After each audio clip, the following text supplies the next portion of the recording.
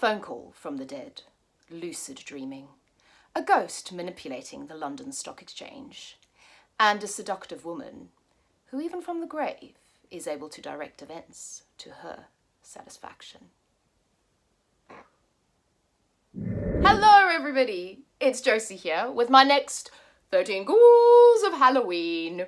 And the book that I'm talking about today is this one here. It's The Midnight Side by Natasha Mostert.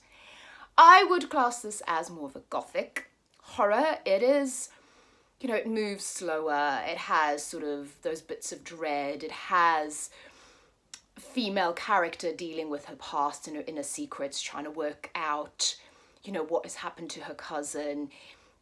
It's set in London around this time of year, just before Christmas, you know, the rain, the cold, the dark. It has all of those wonderful, juicy elements that I love. And henceforth, I am dressed like your classic Victorian female ghost, because it's appropriate for this. So, our story centers on Isa, or Isabel. She's living her life in South Africa. She's an architect. The book opens up with her attending a funeral, the funeral of her lover, her married lover. And she's grappling with the idea of having this relationship with him for years, but not actually being able to talk to anyone about it, about her grief, because it was hidden.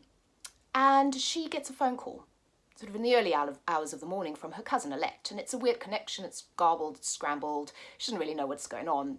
She kind of sort of forgets about it. A couple of days later, she gets another phone call, this time from Alette's solicitor in London, giving her the tragic news that Alette has died.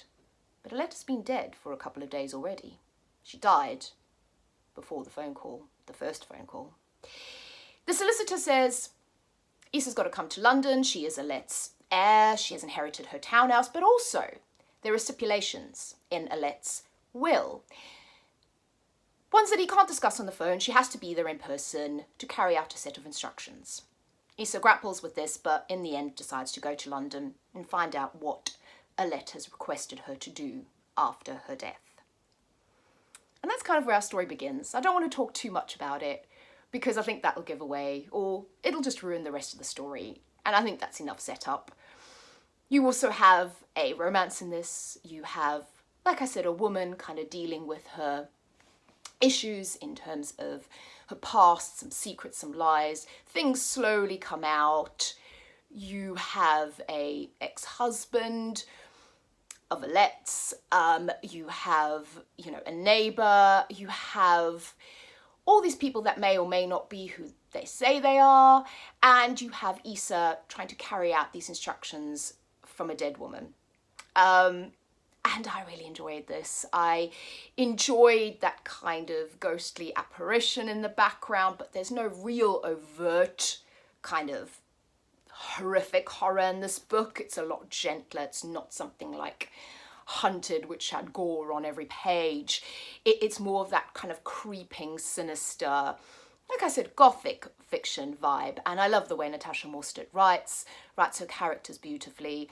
I think the setting of London really, really works. And there are some elements around the stock exchange, which is really interesting in this. And, you know, how to manipulate that if you've ever wanted to do that. But just this kind of very human fear, loss, grief, horror story in the background. And I really, really enjoyed this book. Like I said, it's a bit of a gentler horror, but if that's what you're looking for this time of year, I highly recommend The Midnight Side by Natasha Mostert. Let me know if you've read it. Let me know what you think. Thank you all for watching. Let me have any recommendations as well. Stay well and safe. Enjoy Halloween and the spooky time. Stay spooky. Love you all.